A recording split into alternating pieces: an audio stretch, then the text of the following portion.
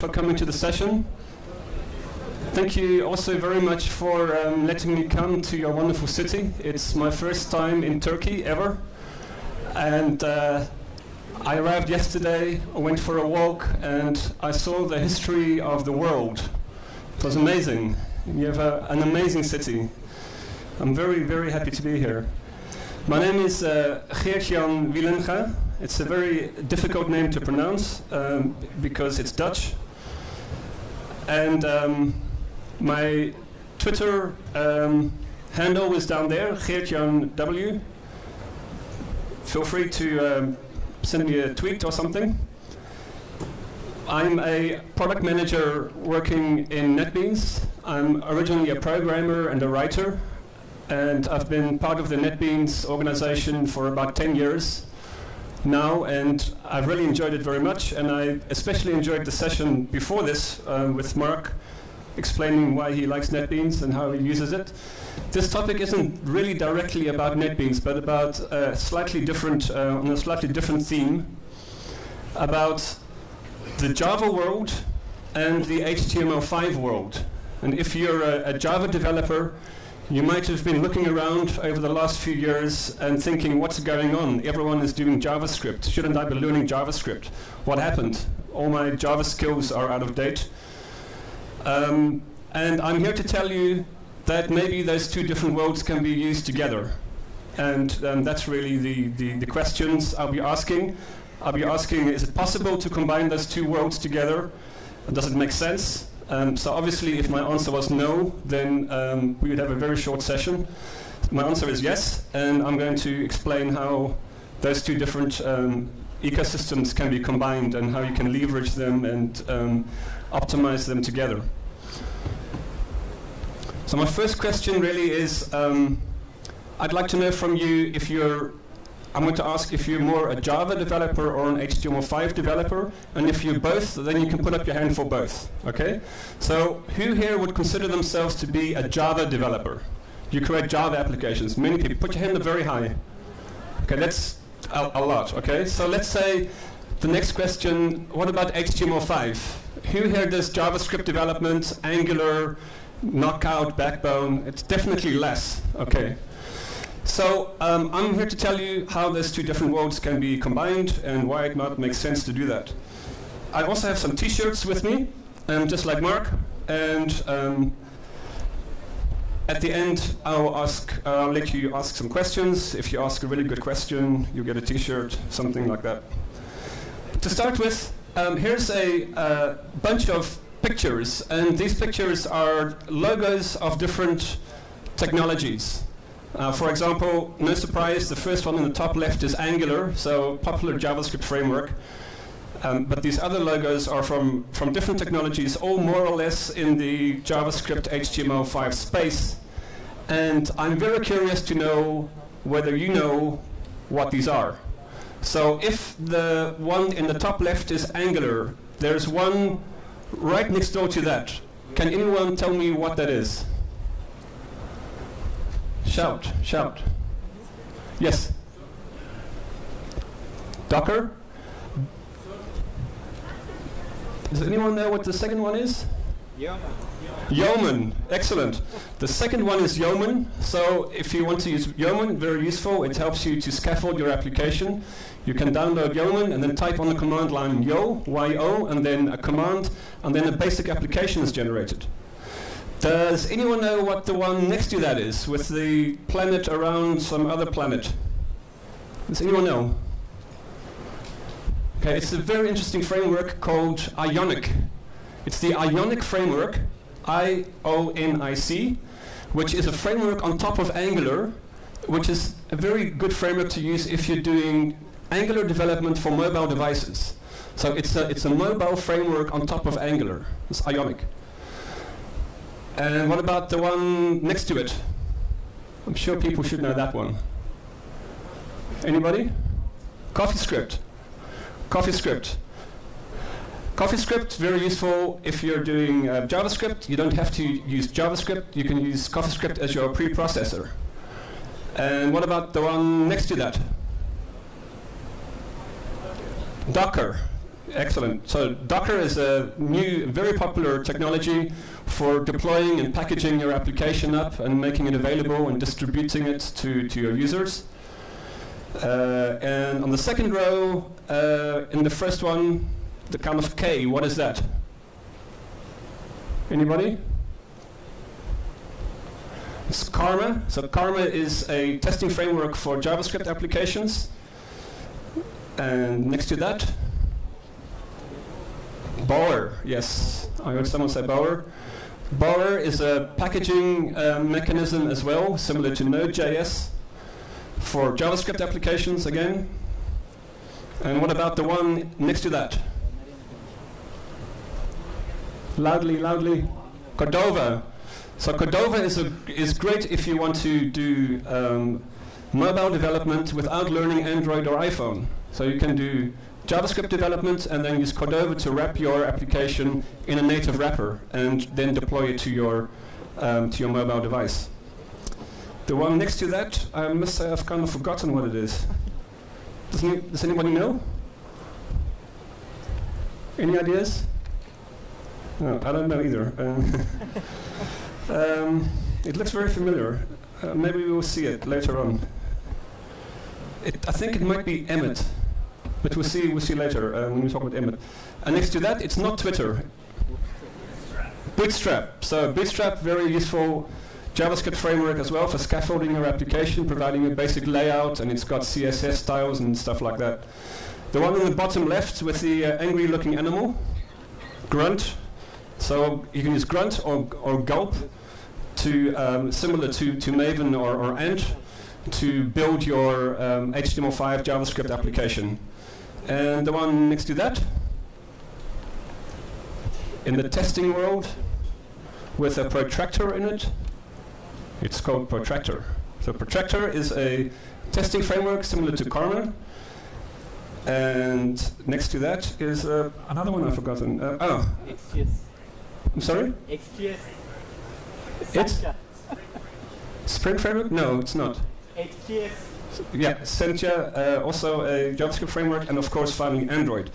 So clearly what we see, I mean, this is just the beginning, and I happen to have chosen the logos where there is no text in the logo, but there's of course many logos with text in the logos.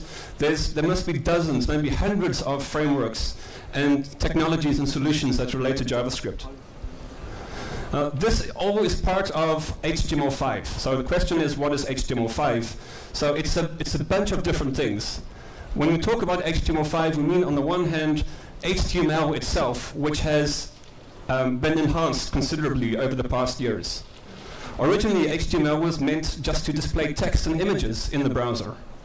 But in the meantime, we're doing far more things with the browser than originally envisioned. We're displaying videos and multimedia and all kinds of dynamic stuff in the browser, so HTML had to be updated. So there are new elements in the HTML tags for displaying video and those kinds of things. But when we say HTML5, we mean more than just the enhancements in HTML. We also mean all these JavaScript frameworks. A couple of years ago, if you went to a conference, every time you would hear about a new Java web framework, there would be a new Java web framework, and it would be the solution to all the problems in the world. Use this Java web framework. And then next week there would be another one, a new Java web framework that solved new problems, and this was happening all the time, and there were dozens of Java web frameworks. They're still there, but the majority of them aren't being actively developed. There are several still being developed. In the JSF component space, one of the ones that's still being developed is prime faces. So there's a session after lunch specifically about prime faces that you can go to.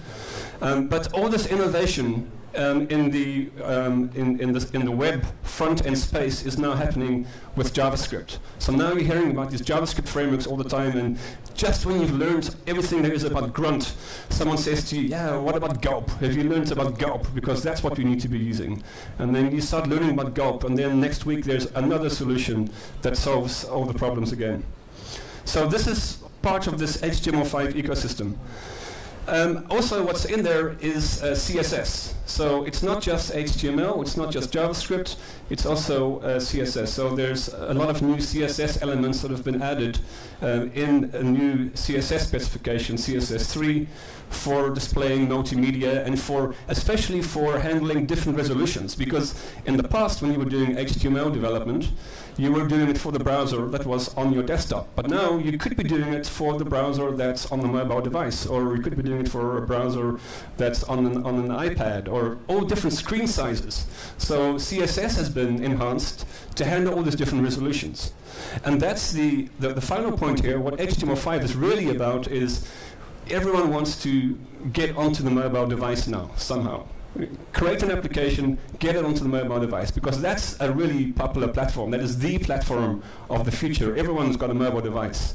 So that's where you need to be, with the person on their device. And that's why HTML5 has become, and this whole HTML ecosystem has become so popular over the past years. So I'm going to do a very small demo with HTML. And the point I want to make in this demo is that if you're a Java developer, what's really nice is that over the years we've moved away from XML files and we've moved to annotations inside our Java files. So we no longer have Java files and XML files in most cases. We have Java files and annotations in the Java files, so everything is in one place. We don't have to switch between different types of files and so on. But now, if you switch to the HTML ecosystem and you want to use that in some way in your applications, you have the problem that you have to deal with JavaScript, you have to deal with HTML, you have to deal with CSS, and all of those three at the same time. You have to switch between them and think about them in different ways. And you can't think in purely one language anymore, as you can with Java. So for that purpose, it helps to have tools that combine those together, and that's what I want to very quickly show you at this point. So here we have a very simple HTML, and an index HTML with a header and a body, and I deploy this as I've done, and I can see it here in the browser. Okay, so the nice thing is I make some change here. I make a change here, and I save it. And immediately I see it in the browser. I don't have to refresh the browser. And the reason for that is that I've installed a plugin into the Chrome browser. This is a NetBeans plugin created for Chrome. You can go to the Chrome Web Store. So I'm going to go to Settings, and in Settings there is the Extensions tab. And here you can see I have NetBeans Connector as one of my extensions. And you can get this for free. You can go to the Chrome Web Store, get more extensions, install that into your Chrome browser, and then the Chrome browser and NetBeans are connected with each other. Now I've shown you the simplest thing. So the simplest thing is make a change in the HTML editor, save it, and immediately it's updated in the browser. But it becomes more interesting because let's say we want this website that we are creating to be displayed on a mobile device. So we want to prepare it for that. So we can switch the resolution to smartphone portrait. So this is how the application will look on a mobile device. That's really handy. But it becomes even handier than that when I make this a bit smaller so you can see these two together. So I want to show you the one next to the other. Okay. So what I can do, so normally if you're doing HTML work, you would probably have multiple monitors, so you would have the browser on one monitor and the development environment on the other one. So now I can say start inspect in NetBeans mode. So I've done that, and now I'm going to dock this window. I can see that in the bottom left, my mouse is on the H1, and it's automatically selected in the browser. I move up, and you can see that as I move in the browser, in NetBeans, the browser changes, and vice versa. So I select here, so now I'm on the H1. So normally when you're developing a website and you deploy your website in a browser during development, you have a hard time figuring out where the things are back in your development environment. Now here we have one index HTML, but normally you would have hundreds possibly of HTML files. So how do you find the items in the browser quickly back in your development environment? So here's the H1, and from here we can jump to the source. So here we are in the source. So now the next thing is, let's add some CSS. So here we have a CSS file. and I drag it, and I drag it.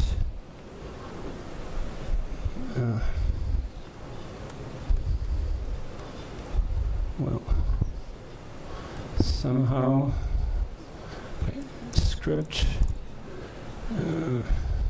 So now we need to just add it here, and source, and here's our CSS.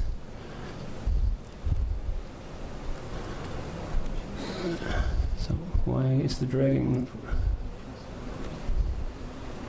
Man.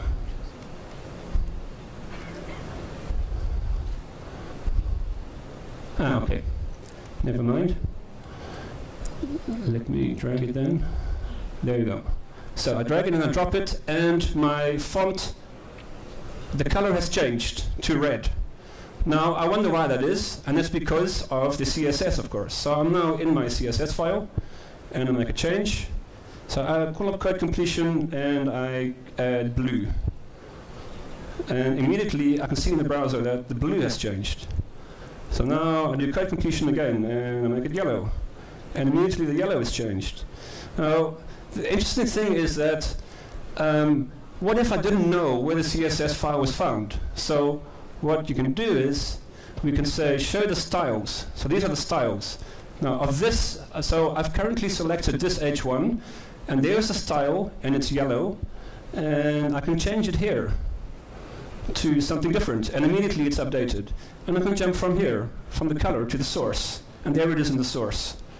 So you can see that with a tool, what you have is the possibility of combining your HTML with your CSS, with your JavaScript, with your images, because we also have an image here, so we just do creating a website. We're not doing anything very fancy here, and tools can already be helpful. So now I add a image, and I save it, and here's the car. Okay, so this is the car image that we have here. It's added into the site. So again, I can click on this.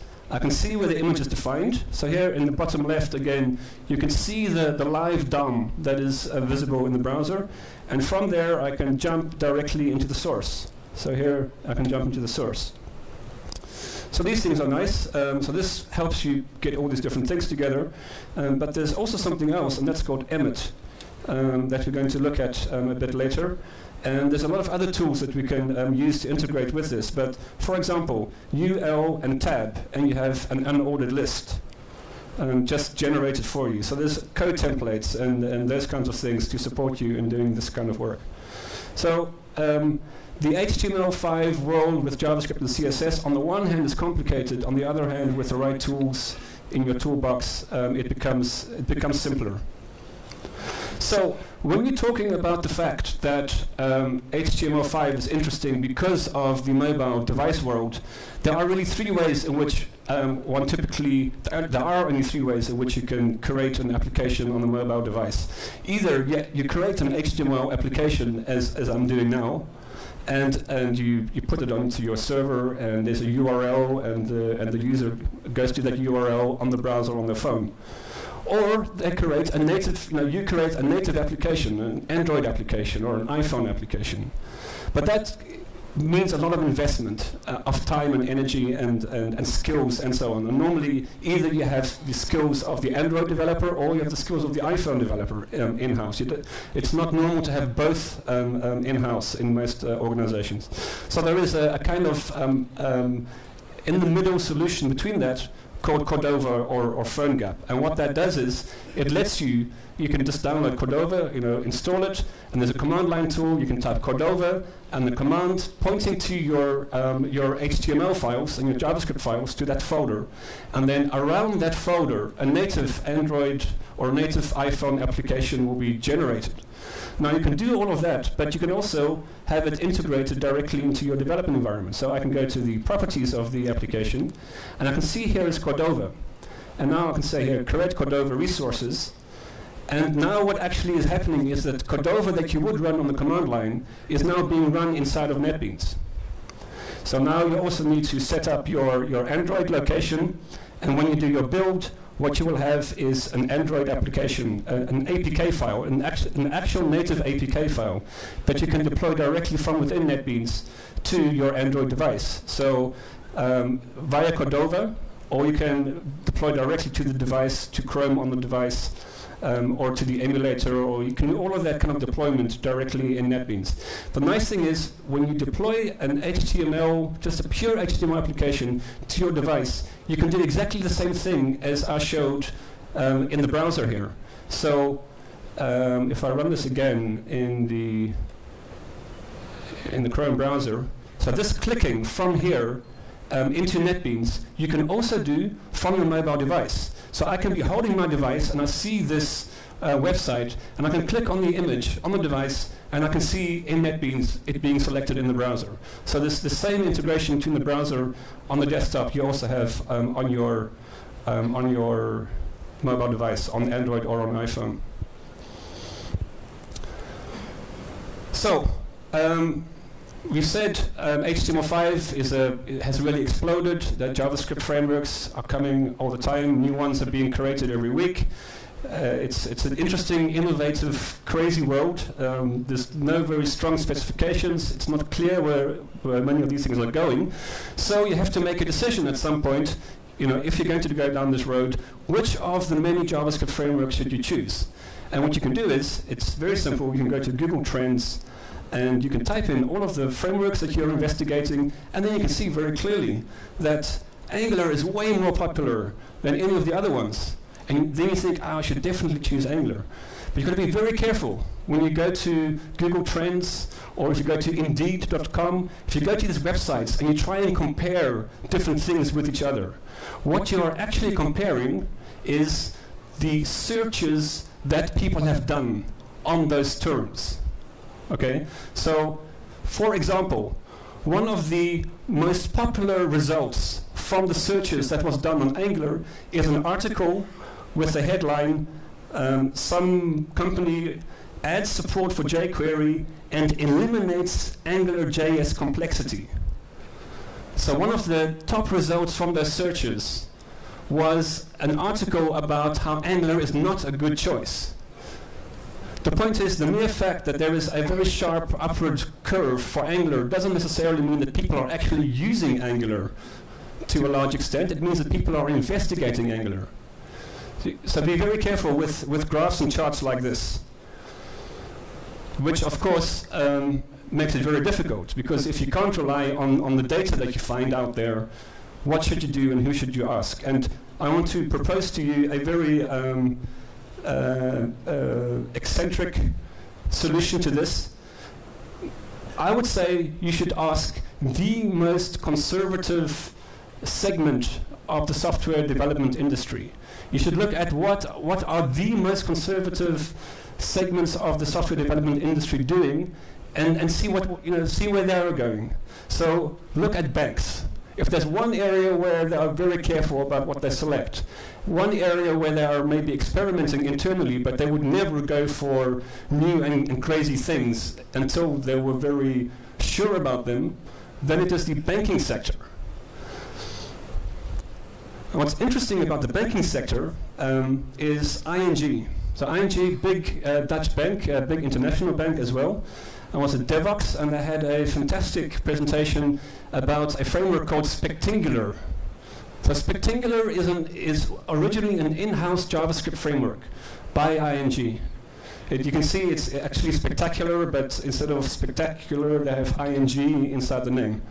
So it's their own framework that they created for creating the front end for their services to the customers. So I'm one of their customers, by the way. So this is my form with all the sensitive data removed, except my bank number is there, and if you can see it, you can give me money. But there's no personal details there. But the point is, all of these kind of forms that the user will see are going to be written in a framework based on top of Angular.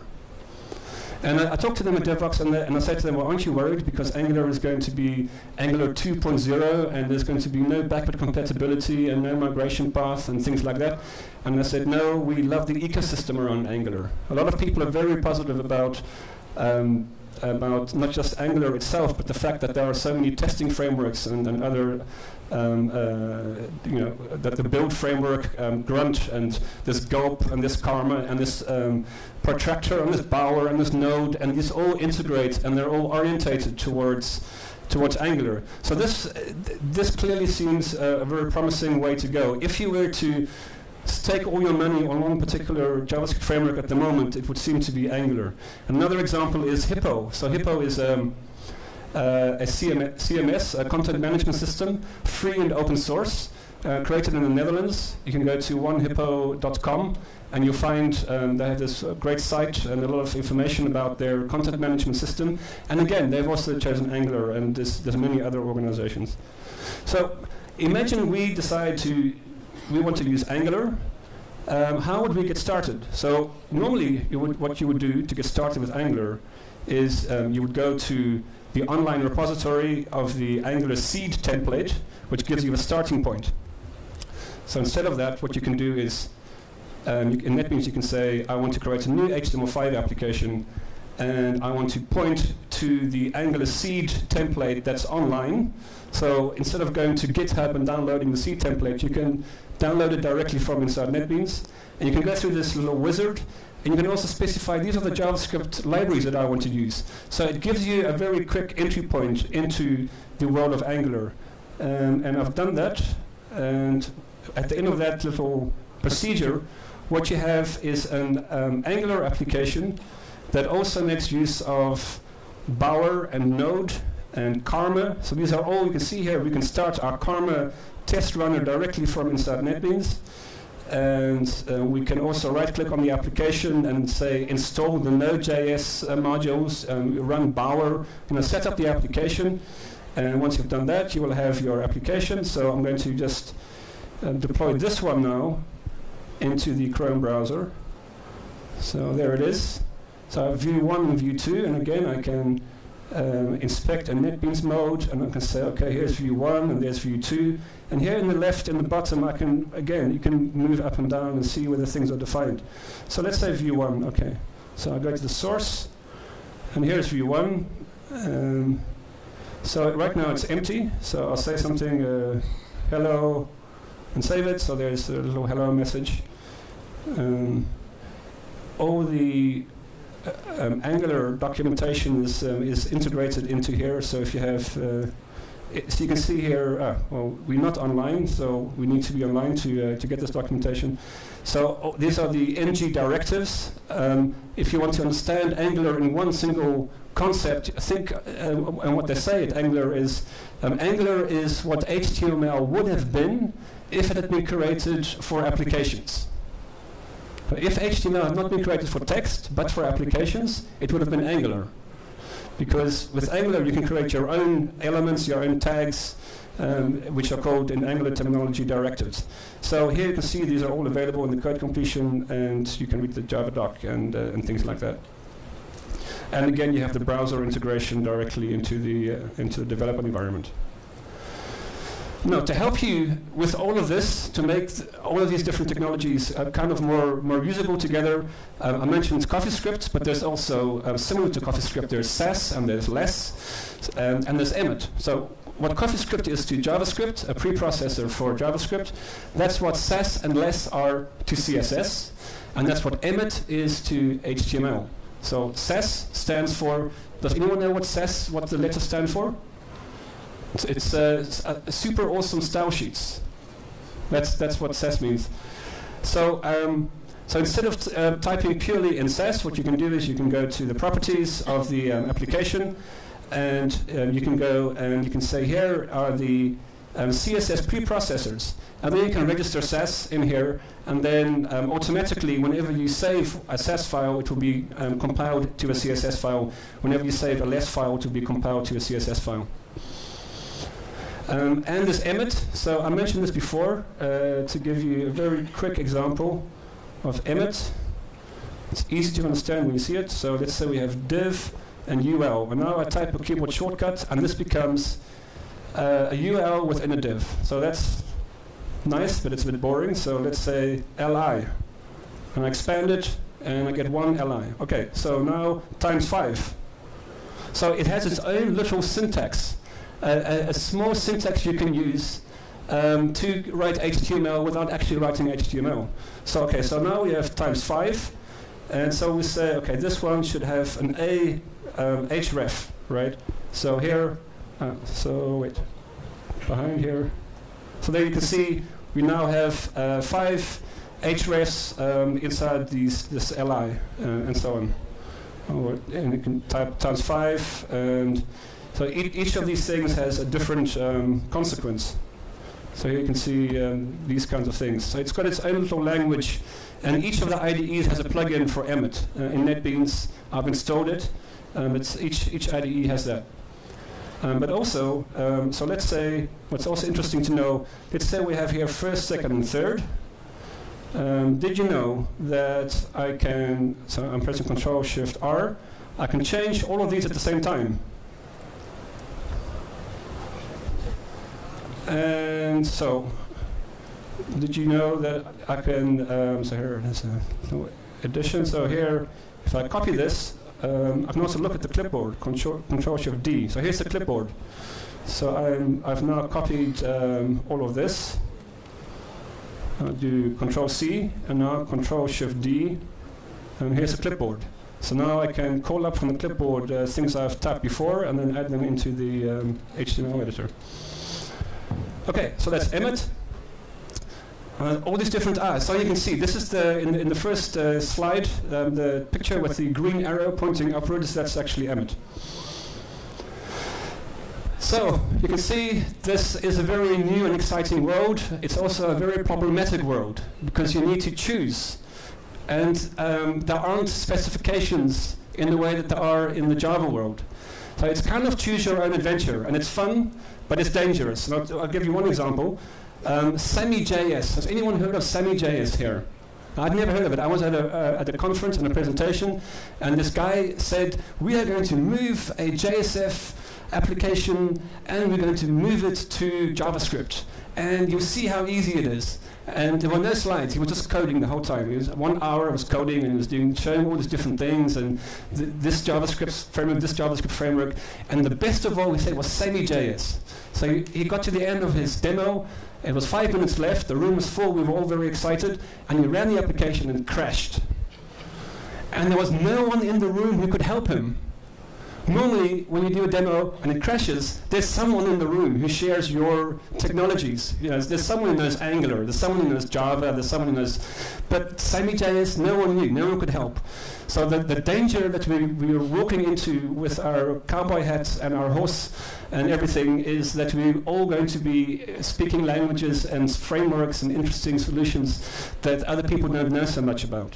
Which, I must admit, is why I love this diagram much more than I used to. This is the Java EE platform.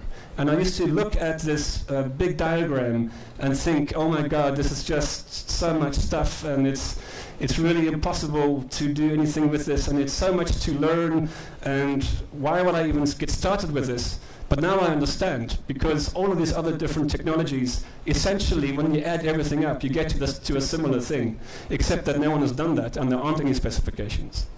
So this is the Java EE platform, and you can actually use some parts of this in the context of some parts of the HTML5 world, especially RESTful web services. So RESTful web services enable you to expose data either as XML or as JSON, and there's a standard for that, so everyone does that the same way. And then you can get hold of that payload. You can get hold of the JSON, get hold of the XML, parse it how you like. You can put it on your mobile device, you can put it wherever you like, but at least you have a standardized backend. Your backend is standardized, and your front end can be however you want it to be. And this is actually pretty easy to do also in NetBeans. And so we have very little time left, so I'll very quickly show you the basic idea. So we'll create a Maven application. So we say this is Istanbul customers, customer backend. So this is our backend, right? And it's a simple Maven starting point. We have a POM file, and here it is. And now we're going to point to our database and say, generate for me RESTful web services from our database. And this we can do because we have specifications. So what we're going to have is we're going to have JPA entity classes. We're going to have session beans. We're going to have RESTful web services. Why? Because we know what they look like, because they've been defined in specifications. There's only one way to do these things, that the basic starting point for these are always the same. So these are all now being generated. So here they are. We have RESTful web services, and very nice as well. In NetBeans we can see these, and these are the entry points into our application. So we have a customer entry point, a discount entry point, and this micro-market entry point. We can also see the dependencies. So here's the POM file, and look at the graph. Here's the graph. So make it a bit bigger, and make it a default layout. Okay, so you can see what the dependencies are in this application, what the jars are. And you can even print this out to an image and send it to your manager to prove how difficult your work is and how complicated and things like that. And we have our Java code, and everything is set up, and all we need to do is to deploy that. Now, on the other side, we can create an HTML5 application. So this is the Istanbul customer front end. And we can create, as before, an Angular application, whatever we like. But there are code generators in NetBeans. So we can generate a JavaScript front end on top of this back end. So I can say, okay, this is my back end. Here is customer facade. This is my RESTful web service. And now I want to create a backbone application. And there's a similar wizard for Knockout. And there's a similar wizard for Angular. And it generates the starting point of your application. And what you then have when you do that is an application that looks like this. A front-end application that has a JavaScript file. And this is Knockout. And you can see here it makes a connection to our RESTful resource. Here's our RESTful resource. Here's the web service. It parses it. Here are the columns. And when you run that, what you see is a table like this. A CRUD application can be generated directly from your database. So from a database, generate RESTful web services. From a RESTful web services, generate a front end in HTML5. You can do this in 5 minutes. And the trick is, you must say to your manager, it will take me 3 months to create this CRUD application, and you do it in 5 minutes, and then you spend the other time contributing to open source projects. Okay? That's what you can do. So you can combine these two worlds together. The top layer of your application can be HTML5, which gives you the freedom to choose whatever JavaScript framework you like, and make sure to make it as modular as possible so that you can switch to a different framework when your current framework dies and another one comes up. You must try and keep it as loosely coupled as possible. And the lowest layer, you use the parts of Java EE that make sense. So you don't need all of it. You can choose which parts you want. You can choose to use JPA entity classes, session beans, RESTful web services. So that's the story. And very cleverly, I have left 1 minute for questions. Many people are using Java EE, and you can do it too. So this is a very safe bet on the back end. There's a survey that's been done about Java EE, and there's new specifications coming out. There's a roadmap. A lot of people are discussing it, and so on. There's different possibilities that are being discussed. MVC, you can join the JSR process. But my conclusions are, first of all, be very careful. That's the main message. Be careful what you choose. The things that are cool today are not cool tomorrow. And secondly, as you have seen, HTML5 is very innovative. Constantly there are new things, but be careful. If you believe in new things today, you will believe in other new things tomorrow. Try and look at what the slowest members of the software ecosystem are doing, and try and follow with the slowest ones, because slow is sometimes safer. You can innovate in the sense of you can investigate everything, but in production, be careful what you put in production, because that's going to be difficult to fix if the framework that you're using suddenly disappears. Java EE can very easily be used as the basis of these applications. Finally, choose the tools that integrate all of these together. As you can see, it's great if you have one single environment where you can do JavaScript work, where you can do Java EE development, you can do Android, you can do HTML, you can do Python, you can do Scala. It's extendable, you can contribute to it, it's open source. So it's a great combination of technologies to create really useful applications. That's my story. Are there any questions? Remembering that I have t-shirts to give away for really good questions. Somebody?